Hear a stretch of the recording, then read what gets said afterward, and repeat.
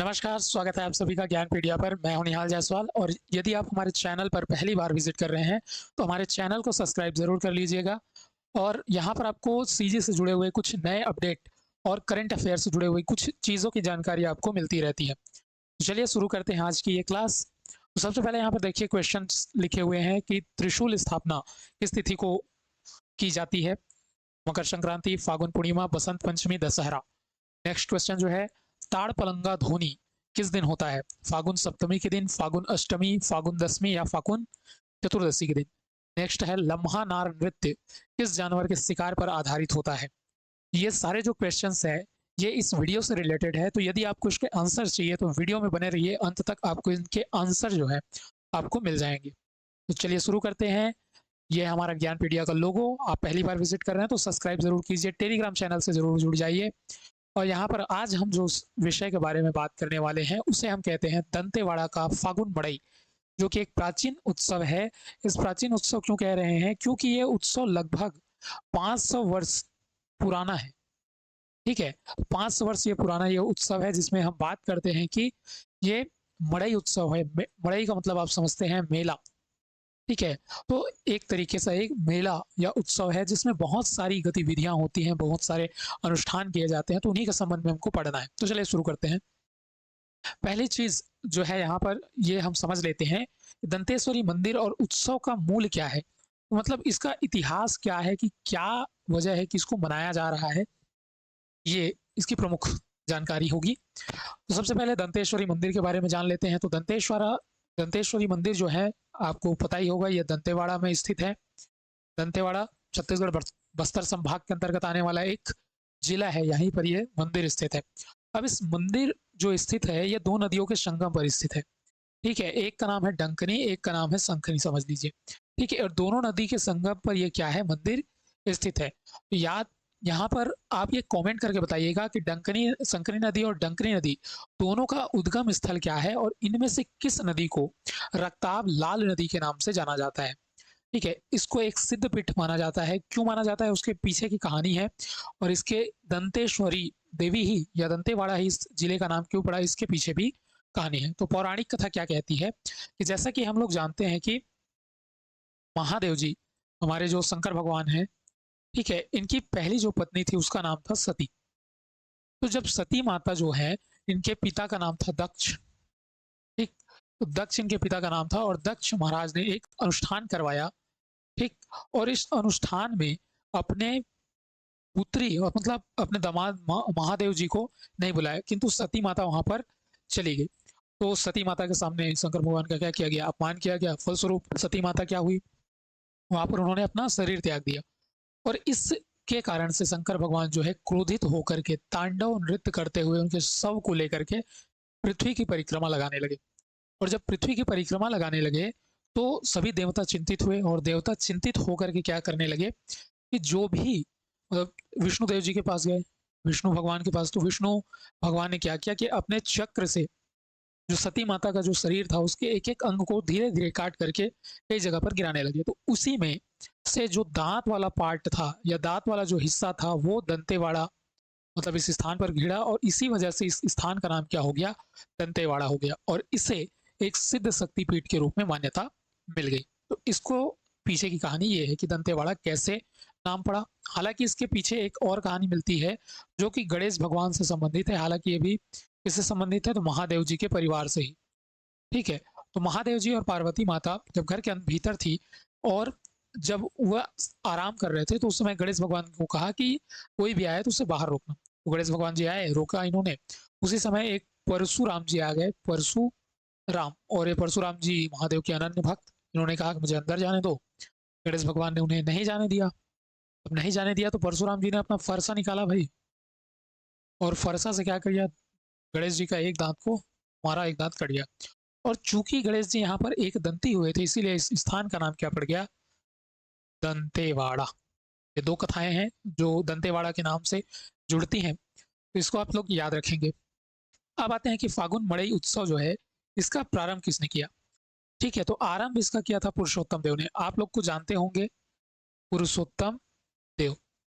ठीक, ये पुरुषोत्तम देव वही व्यक्ति हैं जिन्हें रथपति की उपाधि दी जाती है। ठीक है, जब ये उड़ीसा जाते हैं, उड़ीसा जगन्नाथ जी का दर्शन करते हैं और दर्शन करके जब वापस आते हैं, तो इनको रथपति की उपाधि दी जाती है, 16 पहियों का रथ दिया जाता है। और जब ये वापस आ जाते हैं तो ये आषाढ़ माह में, ठीक है, एक पर्व चालू करते हैं जिसका पर्व का नाम है गोंचा पर्व। इसके अलावा ये बस्तर दशहरा भी मनाते हैं। और इस इन दोनों के अलावा एक जो तीसरा चीज ये चालू करते हैं उसी का नाम है फागुन मड़ई। फागुन मड़ई, फागुन मड़ई बेसिकली पुरुषोत्तम देव जी के द्वारा चालू किया गया एक प्रमुख उत्सव है। इसका शासनकाल 1408 से 1439 रहा और इन्होंने फागुन मड़ई जो है उसको प्रारंभ किया। तो लगभग 500 वर्षों से यह मनाया जा रहा है।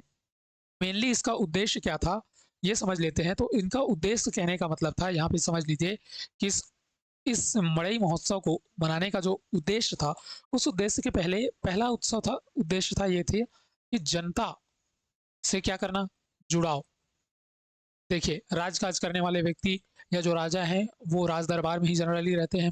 अब वो राज दरबार में रहते हैं तो क्या होता है कि वो ज़्यादातर जनता से मिल नहीं पाते हैं, तो जनता से मिलने के रूप में इस पर्व को प्रारंभ किया गया ताकि राजा जो है प्रजा के बीच जा सके और उनके साथ कोई उत्सव में शामिल होकर के, उनके उत्सव में शामिल होकर के क्या कर सके, आनंद का अनुभव कर सके। और दूसरी चीज, जनता से जो वार्तालाप है, जो उनकी समस्याएं हैं उनको सुन सके। तो इसकी वजह से इसको आरंभ किया गया था। यही हमारे नेक्स्ट स्लाइड में यहाँ पर आपको बताया गया है। यहीं पर क्या है, आपको जो है स्लाइड यहाँ पर बताया गया है कि पहला क्या है, राजा और प्रजा के बीच संवाद, संपर्क और निकटता स्थापित करना, क्षेत्रीय समस्याओं का समाधान करना। यही जो है प्रमुख इसका उद्देश्य था मेला मड़ई को चालू करने का। नेक्स्ट हम बात करते हैं, जैसे यहाँ पे समझिएगा कि जो मेला मड़ई उत्सव है, ठीक है, इस मेला मड़ई उत्सव में कुछ अनुष्ठान होते हैं। क्या होते हैं, कुछ अनुष्ठान होते हैं और इस अनुष्ठान का क्रम होता है। ठीक, तो इसको याद रखेंगे कि अनुष्ठान होता है और इस अनुष्ठान का क्या होता है, यहाँ पर क्रम होता है। तो इसी क्रम को हमको याद करना है, कौन कौन सी यहाँ पर अनुष्ठान किस दिन मनाया जाता है।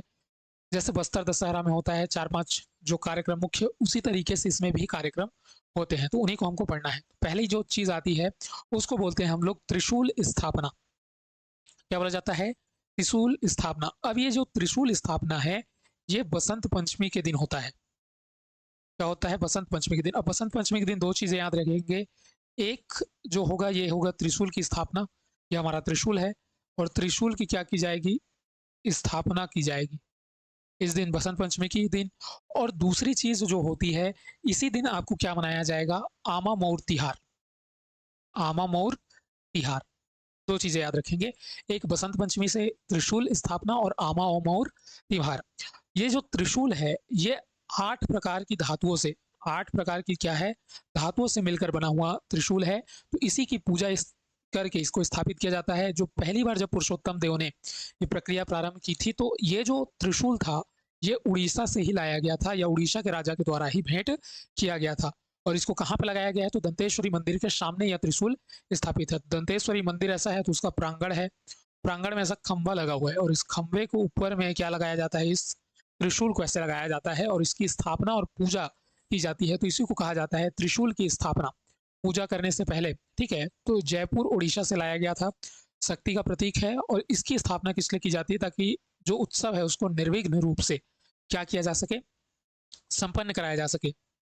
और ये याद रखेंगे कि ये जो है ये फागुन मड़ाई का पहला रस्म है। क्या है ये, फागुन मड़ाई का जो है ये प्रथम रस्म है।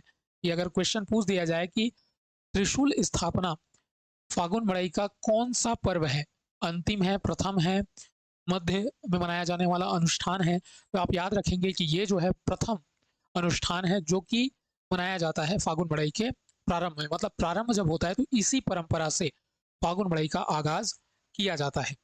ठीक, अब बढ़ते हैं नेक्स्ट जो है आमा मौर तिहार।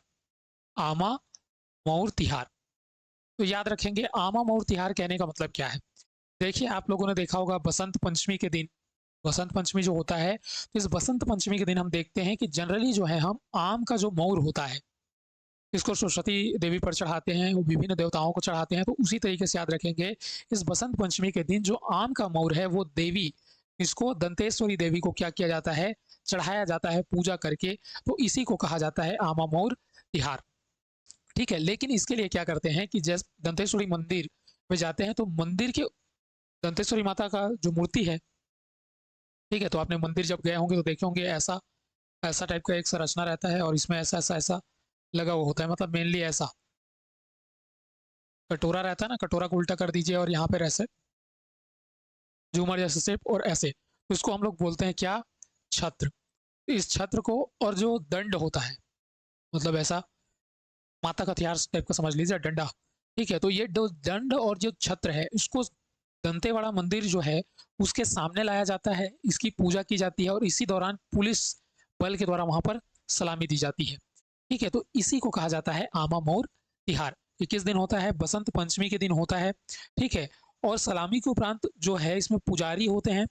सलामी के बाद कौन लाता है इसमें, बाहर कौन लाता है इस दंड और छत्र को, तो कौन लाएंगे, पुजारी जाए लाएंगे। इसके साथ 12 लंकावार होंगे। लंकावार कहने का मतलब है उनको सेवा करने वाले जो लोग होंगे वो। ठीक है, तो इस दिन किया जाएगा आमा मोर तिहार, बसंत पंचमी के दिन। अब जो नेक्स्ट है आमा मोर तिहार के बाद, वो है कलश स्थापना और पालकी विधान। इस दिन से जो है 9 दिवसीय उत्सव प्रारंभ होता है। ठीक है, तो जैसे हमने पंचमी के दिन 2 पर्व मनाए, एक को कहा जाता है आमा मोर तिहार और दूसरे को कहा जाता है त्रिशूल स्थापना। तो त्रिशूल स्थापना पहले होगी, उसके बाद आमा का मोर चढ़ाएंगे तो आमा मोर तिहार हो जाएगा। अब इसके बाद जो है सप्तमी से, ये तो मना लिया हम लोग पंचमी को, अब सप्तमी से क्या होगा वो, तो सप्तमी से याद रखेंगे आप, 9 दिवसीय पर्व होता है। जैसे नवरात्रि में 9 दिनों तक देवी की पूजा की जाती है ना, अलग अलग रूपों की, उसी तरीके से 9 दिन जो है ये उत्सव को मनाते हैं। तो पहला जो आयोजन होता है उसको कहा जाता है कलश स्थापना, और ये कलश स्थापना कब होती है, फागुन शुक्ल सप्तमी को। तो यदि पूछा जाए मुख्य आयोजन फागुन पर्व का, मड़ई का जो मुख्य आयोजन है उसका आरंभ कब से होता है, तो सप्तमी के दिन होता है। मुख्य आयोजन पूछा जाए तो सप्तमी के दिन। लेकिन यदि पूछा जाए मड़ई उत्सव का प्रारंभ कब से होता है, तो त्रिशूल स्थापना से इसका पर्व स्टार्ट हो जाता है। अब यहाँ पर समझिएगा कि जो कलश स्थापना है, ठीक है, पहले मैं मिटा देता हूं इसको, कलश। ठीक है, कलश की जो स्थापना है, ये कलश की स्थापना कराई जाती है किसके द्वारा, ब्राह्मण जाति के लोगों के द्वारा। इसके द्वारा ब्राह्मण जाति के, यहाँ पे लिखा हुआ नहीं है, इसको नोट करेंगे आप लोग। ठीक है, तो कलश स्थापना कहाँ पे की जाती है, ब्राह्मण जाति के लोगों के द्वारा इसको स्थापित किया जाता है। लेकिन इसके पहले क्या क्या क्रिया होती है तो उसको समझते हैं। जैसे हम लोगों ने छत्र, आमा मोर तिहार के दिन क्या निकाला था, छत्र को, तो इस छत्र को लेकर के दंतेश्वरी मंदिर से एक नाम है मड़का डोबरा मैदान, मड़का डोबरा मैदान।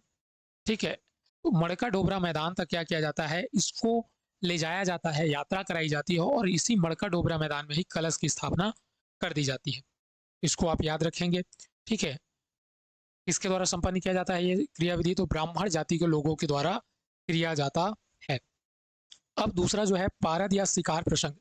तो क्या कहते हैं कि जब मड़का डोबरा मैदान में छत्र का स्थापना हो जाता है तो देवी के शिकार से संबंधित जो है एक प्रसंग है, ऐसा माना जाता है कि दंतेश्वरी देवी जो है वो शिकार के लिए क्या की थी, इसी शिकार के लिए इसी मड़का डोबरा मैदान में गई थी। तो उन्हीं से जुड़ा हुआ एक कहानी का प्रसंग है जिसको नृत्य के रूप में रात्रि में प्रदर्शित करते हैं।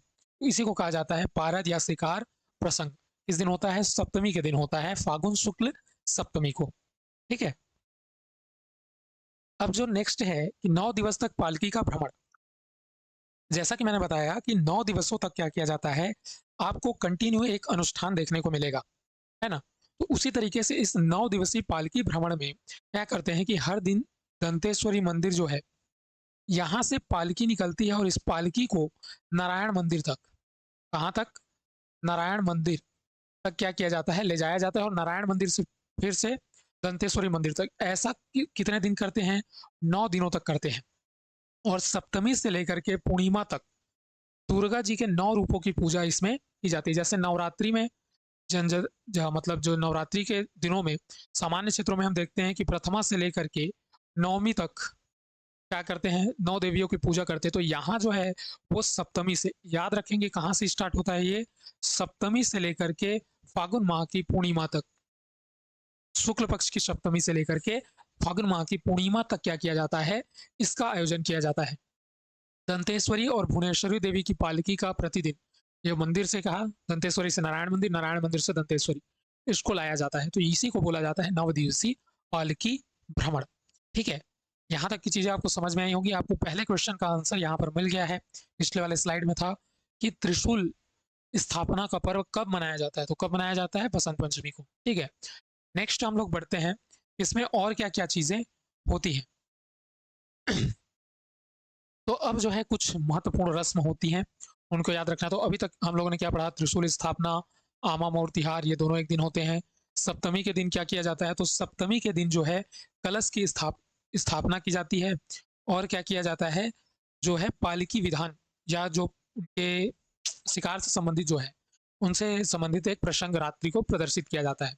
ठीक है, ये हो गया। अब इसके बाद अष्टमी को क्या होता है?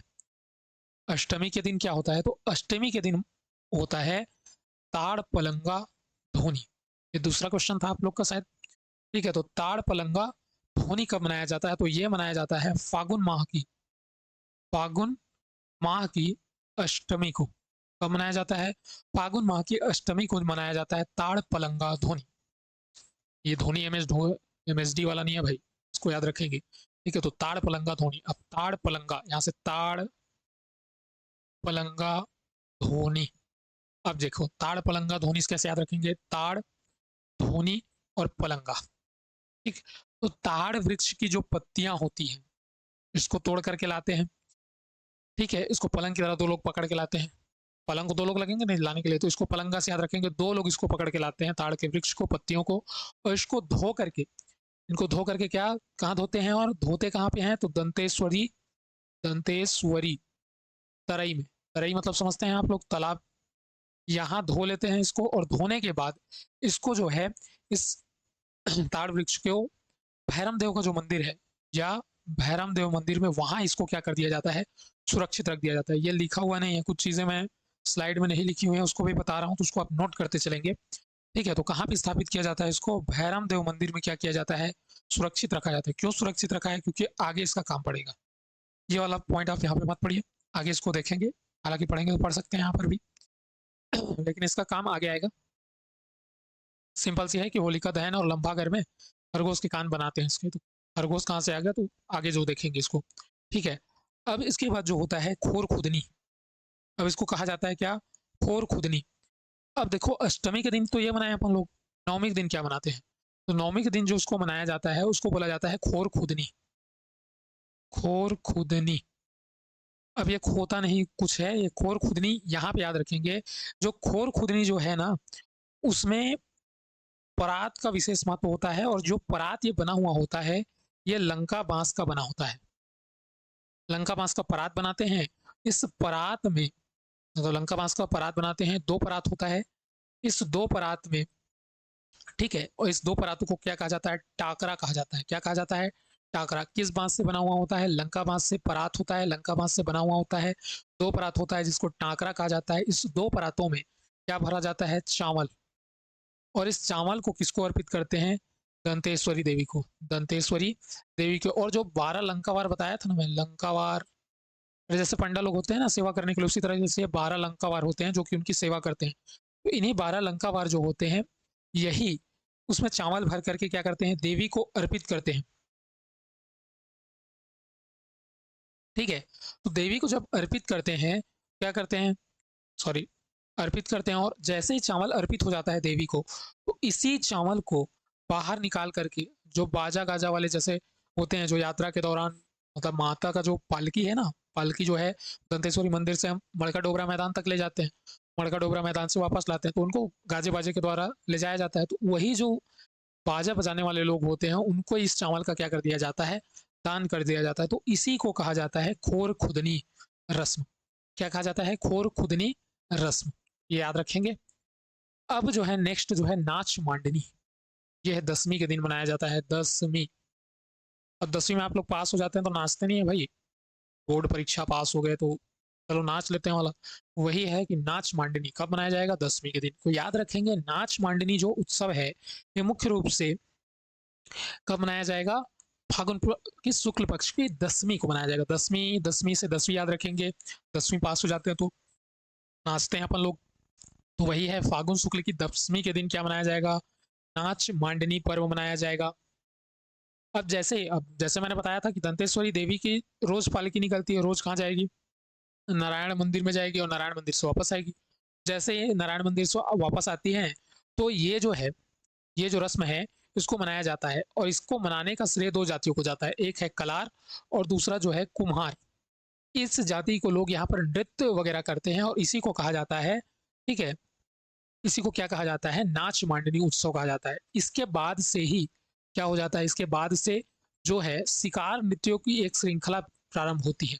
शिकार नृत्यों की ये जो नृत्य है ये नाच मांडनी उत्सव कलार और कुम्हार जाति के द्वारा किया जाता है। इसके बाद से शिकार उत्सव प्रारंभ होता है। तो ये क्वेश्चन आ सकता है कि फागुन मड़ई में किस अनुष्ठान के पश्चात जो है शिकार नृत्यों की एक लंबी श्रृंखला जो है प्रारंभ हो जाती है। तो यहाँ पे याद रखेंगे आप लोग वो कौन सा है, कौन सा है, तो उसको याद रखेंगे, नाच मांडनी पर्व है। कौन सा पर्व है, नाच मांडनी पर्व है, इसको याद रखेंगे भाई लोग आप, ठीक है।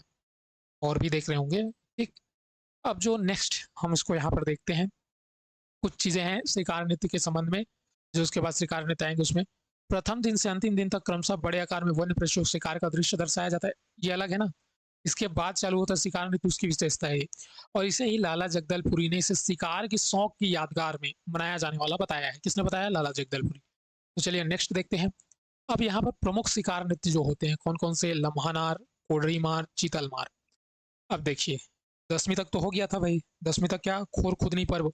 उसके पहले 9वीं को जाएंगे तो ताड़ पलंगा ध्वनि। उसके पहले यदि आप जाएंगे तो कलश स्थापना अष्टमी के दिन, और सप्तमी के दिन जब यदि आप जाएंगे, सॉरी सप्तमी के दिन थी कलश स्थापना, पालकी विधान वाला जो था, ठीक है। तो इस तरीके से होगा। अब जो एकादशी होगी, फागुन माह की एकादशी, इस एकादशी को कहा जाएगा लम्हा मार शिकार नृत्य। अब यहाँ पे याद रखेंगे लम्हा प्लस मार, ठीक। मार का अर्थ होता है क्या, यहाँ पर मारना, और लम्हा, लम्हा का मतलब है खरगोश से। यहाँ पर लम्हा जो है मेरे ख्याल से गोंडी, गोंडी भाषा का ही शब्द है, और लम्हा में लम्हा कहा जाता है खरगोश को। तो इसी खरगोश से जो मारने वाला जो दृश्य है, मतलब खरगोश का शिकार करने की जो नृत्य किया जाता है, जो एक स्वांग प्रस्तुत किया जाता है, उसी को कहा जाता है लम्हा मार। और ये लम्हा मार कब मनाया जाता है, एकादशी के दिन मनाया जाता है, ठीक है। तो इसी को कहा जाता है लम्हा मार परंपरा। लम्हा मार परंपरा क्या है, तो एक तरीके से क्या किया जाता है कि संध्या काल में नृत्य की परंपरा होती है, जिसमें एक व्यक्ति जो है खरगोश बनता है और खरगोश बन करके वो ऐसे घूमते रहता है, तो उसी से कई लोग आकर के उसका शिकार करते हैं। तो इसी को कहा जाता है लम्हा मार।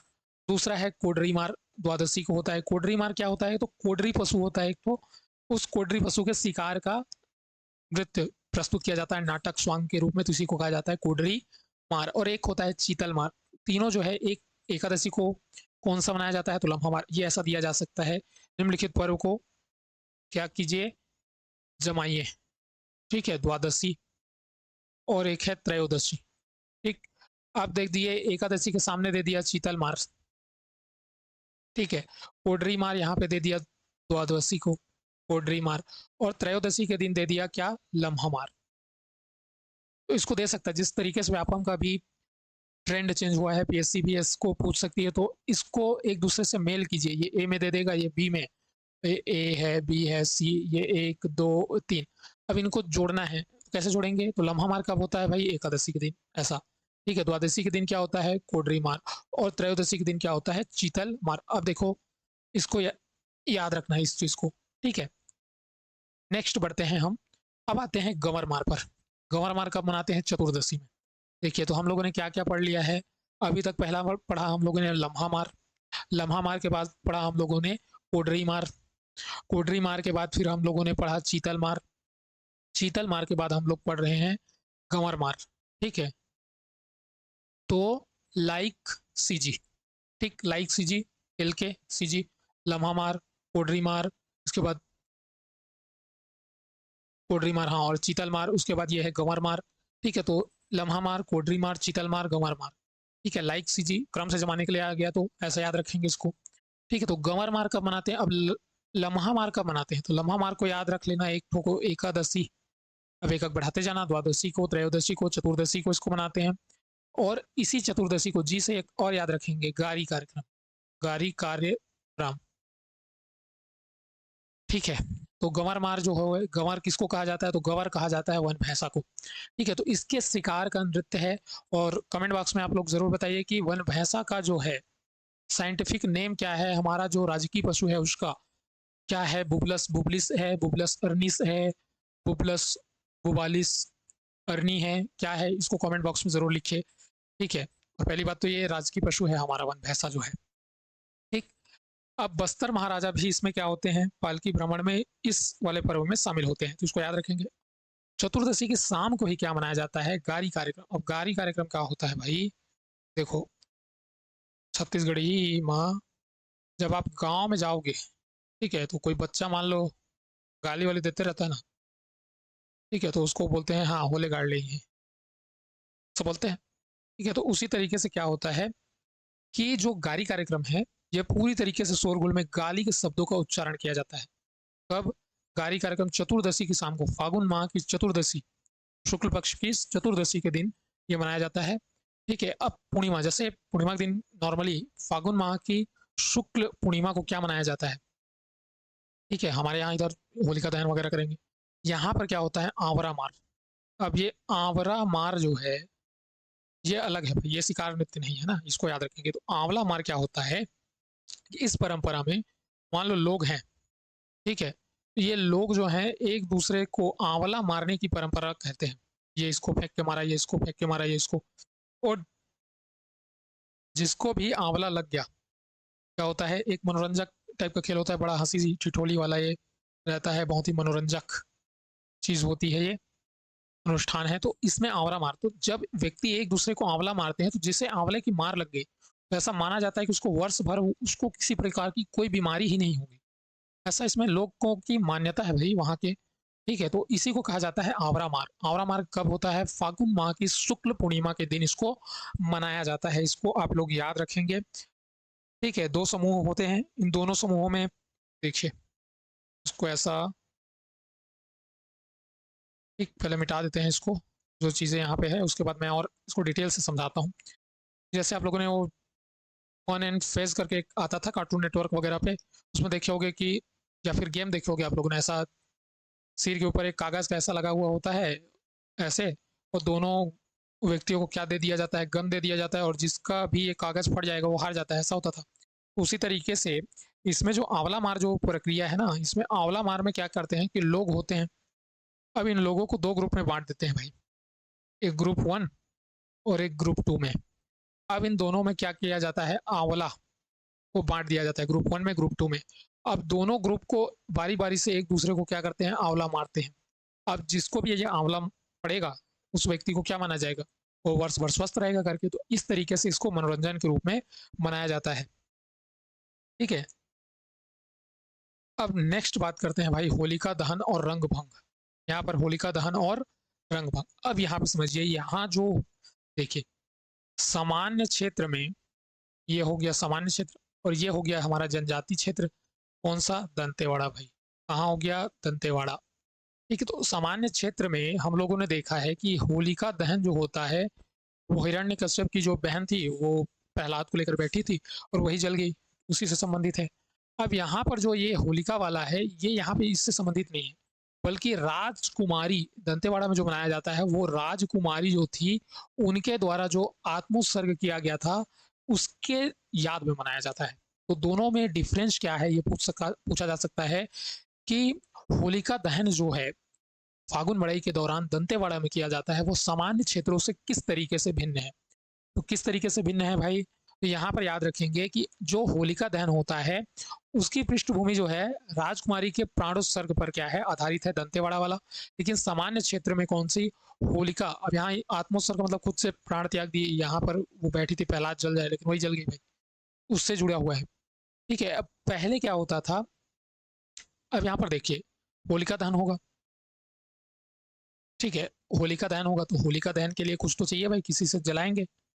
याद करिए मैंने आपको बताया था ताड़ पलंगा धोनी, एमएसडी वाला धोनी नहीं भाई, ताड़ पलंगा धोनी। तो इसको मैंने कहा था कि इसको दंतेश्वरी, पहले ताड़ वृक्ष को दो लोग, ताड़ वृक्ष की पत्तियां दो लोग तोड़ के लाएंगे बोला था, दो लोग तोड़ के लाए के उसके दंतेश्वरी मंदिर में क्या करते थे, तराई में धोते थे। उस तराई में धोने के बाद इसको कहाँ रख दिया जाता था, भैरम देव का जो मंदिर है उसमें सुरक्षित रख दिया जाता था।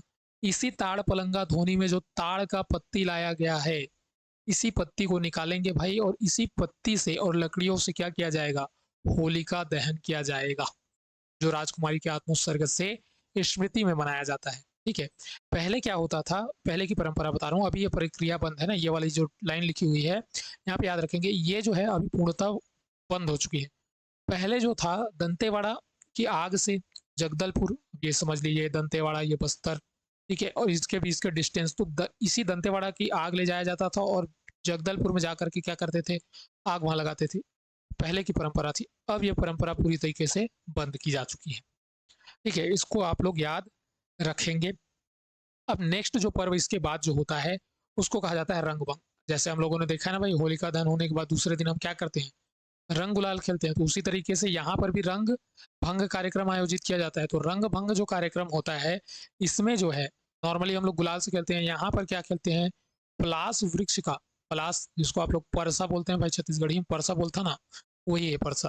ठीक है, तो पलास वृक्ष जो है उसको परसा, तो परसा वृक्ष से क्या बनाया जाता है, कलर बनाया जाता है, और इसी आप इसको टेसू भी बोलते हैं भाई, टेसू के फूल, इस टेसू के फूल से एक गुलाल बनाया जाता है। और बाला जो लंकावार, 12 लंकावार जो थे ना, और जो सेवादार लोग थे, और इनके द्वारा दंतेश्वरी देवी को पहले क्या लगाया जाता है, इससे बना हुआ गुलाल लगाया जाता है, और फिर लोग एक दूसरे को लगाते हैं, तो इसी को कहा जाता है रंग भंग या रंग भंग कहा जाता है। ठीक है, अब नेक्स्ट जो है समापन अनुष्ठान क्या होता है, पादुका पूजन होता है, रंग भंग के बाद होता है। ठीक है, और इसके बाद होता है मेला मड़ई। ठीक है, तो डंकनी एवं संकनी नदी के संगम पर प्रेत बाधा से मुक्ति के लिए क्या किया जाता है, स्नान किया जाता है। क्या किया जाता है, स्नान किया जाता है, और स्नान करने के बाद भैरव देव के पद चिन्हों का पूजन और चरणामृत क्या किया जाता है, वितरित किया जाता है, तो इसी को कहा जाता है पादुका पूजन। इसके पद चिन्हों का पूजन किया जाता है तो भैरव देव के, इसीलिए इसको क्या कहा जाता है, पादुका पूजन, जो कि रंग भंग के बाद आयोजित होता है। इसके बाद नेक्स्ट जो होता है मेला मड़ई। क्या होता है, मेला मड़ई का आयोजन किया जाता है। अब मेला मड़ई का आयोजन किया जाता है तो बस्तर के महाराज की उपस्थिति में विशाल देव परिक्रमा होती है, दंतेश्वरी और भुवनेश्वरी देवी के सोने की छत्रों की यात्रा निकाली जाती है, लगभग 800 देव प्रतीकों का लंबा जुलूस इसमें निकाला जाता है, और नगर के प्रमुख स्थानों पर इसकी परिक्रमा कराई जाती है, तो इसी को कहा जाता है मेला मड़ई, और इसी दौरान मेला का आयोजन यहाँ पर किया जाता है। नेक्स्ट हम देखते हैं, ये रंग भंग हम लोगों ने पढ़ लिया है पहले इस स्लाइड में, इसको मैं स्किप कर रहा हूँ यहाँ से। नेक्स्ट जो होता है, अब मेला मड़ई हो गया, पूजा हो गया, तो अब विदाई भी देना पड़ेगा भाई, तो विदाई कार्यक्रम किया जाता है अंतिम दिवस में। राजा की उपस्थिति में पहले होता था, अब राजा की उपस्थिति के दौरान क्या होता है, अब इसको प्रशासन के तौर पर मनाया जाता है, प्रशासनिक रूप से सरकारी अधिकारी की उपस्थिति में यह परंपराएं होती है। क्षेत्रीय समस्याओं पर चर्चा और समाधान, क्योंकि मड़ई जो है विशेष इसीलिए बनाया गया था जी। और ग्राम और परगना के मुखियों को राजा द्वारा वस्त्र और स्मृति चिन्ह क्या किया जाता है, इसमें प्रदान किया जाता है, इसको आप लोग याद रखेंगे। ठीक, तो इस तरीके से पूरा ये जो मड़ई महोत्सव है वो संपन्न होता है। तो आप लोगों को अब बताना है भाई कि क्या क्या क्रम था, पहले क्या हुआ फिर क्या हुआ, उसको कमेंट बॉक्स में आप लोग जरूर लिखेंगे। चलिए मैं ही बता देता हूँ, एक बार रिवाइज कर लेते हैं कि पहला पर्व क्या हुआ, तो त्रिशूल स्थापना, और इसके साथ में क्या बनाए थे, आमा मऊर तिहार। क्या बनाए थे भाई, आमा मऊर तिहार कब बनाए थे, पंचमी के दिन। दूसरा जो था हम लोगों ने क्या मनाया था, इसको बोला जाता है कलश स्थापना। कलश स्थापना कब किया गया था, सप्तमी के दिन, और इसी दिन से 9 दिनों तक क्या किया जाएगा, देवी की परिक्रमा कराई जाएगी कलश स्थापना वाला। ठीक है, कलश स्थापना में एक ही याद रख होगा आपको, मड़का डोबरा मैदान। ठीक है, मड़का डोबरा मैदान, तो इसका क्या विशेष महत्व था ये याद रखिए, और यहाँ पे कौन सा नृत्य प्रस्तुत किया जाता था, स्वांग प्रस्तुत किया जाता, उसको भी नीचे कमेंट बॉक्स में बताइएगा आप लोग। तीसरा जो है कलश स्थापना के बाद जो आती है उसको बोलते हैं ताड़ पलंगा ध्वनि। अब ये ताड़ पलंगा ध्वनि किससे जुड़ा हुआ है वो भी कमेंट करिए आप लोग। कब मनाया जाता है, अष्टमी के दिन मनाया जाता है भाई इसको। एक ताड़ पलंगा ध्वनि के बाद आता है खोर खुदनी। खोर खुदनी ये नवमी के दिन मनाया जाता है। नवमी के बाद 5वें नंबर पे इसको याद रखेंगे, नाच मांडनी। नाच मांडनी ये किसके द्वारा किया जाता है, कलार जाति के लोगों के द्वारा और कुम्हार जाति के लोगों के द्वारा। नाच मांडनी ये कब मनाया जाता है? 10वीं। अब एकादशी से मैंने बताया था, मतलब 11वां जो है एकादशी से लेकर के 15 मतलब पूर्णिमा तक क्या मनाते हैं? तो सीजी लाइक सीजी में याद रखा था क्या? ये लम्हा मार था, कोडरी मार था, चीतल मार था, गंवर मार था, गारी कार्यक्रम था और फिर होलिका दहन था। ठीक, यहाँ तक आपको याद होगा होलिका दहन तक। ठीक है, गंवर मार के बाद एक कार्यक्रम और था, गंवर मार और गारी कार्यक्रम के बाद एक कार्यक्रम, नाम भूल गए हम लोग। आंवला मार भाई, जिसमें दो ग्रुप को आंवला दिया जाता था, एक दूसरे को मारते थे, उसी को कहा जाता था आंवला मार भाई। अब इसके बाद रंग भंग कार्यक्रम होता था, जिसमें रंग वंग लगाते थे। फिर पादुका पूजन होता था, इसको मिटा देता हूँ मैं। ठीक है, होलिका के बाद होलिका रंग भंग हो जाता था, रंग भंग के बाद पादुका पूजन किया जाता था, पादुका पूजन के बाद फिर मेला मड़ई लगाया जाता था, मेला मड़ई। और मेला मड़ई के बाद फिर देवी देवताओं की क्या की जाती थी? विदाई की जाती थी। इस तरीके से ये पूरा जो पर्व है उसको मनाया जाता है, उत्सव जो है। और याद रखेंगे ये बस्तर दशहरा के बाद प्रमुख रूप से बस्तर क्षेत्र में मनाया जाने वाला प्रमुख पर्व है। बस्तर अंचल में मतलब दंतेवाड़ा बस्तर संभाग के अंतर्गत मनाया जाने वाला पर्व, क्योंकि पहले बस्तर ही तो था ना, ये पुरुषोत्तम देव जिस तरह में यहाँ शासन करते थे, इसीलिए कहा जा रहा है। तो ये जो है बस्तर दशहरा से जुड़ा हुआ, मतलब बस्तर दशहरा के बाद एक प्रमुख पर्व है, जिसको धूमधाम से दंतेवाड़ा में क्या किया जाता है भाई? मनाया जाता है। इसको याद रखेंगे आप लोग। मिलते हैं नेक्स्ट वीडियो में, तब तक के लिए धन्यवाद। और इसके पहले जाते जाते आप लोग से कुछ रिक्वेस्ट करना चाहेंगे कि यदि आपने ज्ञानपीडिया चैनल को सब्सक्राइब नहीं किया है तो प्लीज़ सब्सक्राइब कीजिए। अगर आप इस चैनल को शेयर नहीं कर रहे हैं तो प्लीज़ शेयर कीजिए, ताकि ज़्यादा से ज़्यादा लोगों तक हमारी वीडियो की रिच बढ़ सके। और जैसे जैसे वीडियो की रिच बढ़ेगी आप लोगों तक अच्छे अच्छे कंटेंट आते रहेंगे। तो मिलते हैं नेक्स्ट वीडियो में, तब तक के लिए धन्यवाद। ऐसे ही प्यार दुलार बनाए रखिए चैनल पर। ठीक है, धन्यवाद भाई।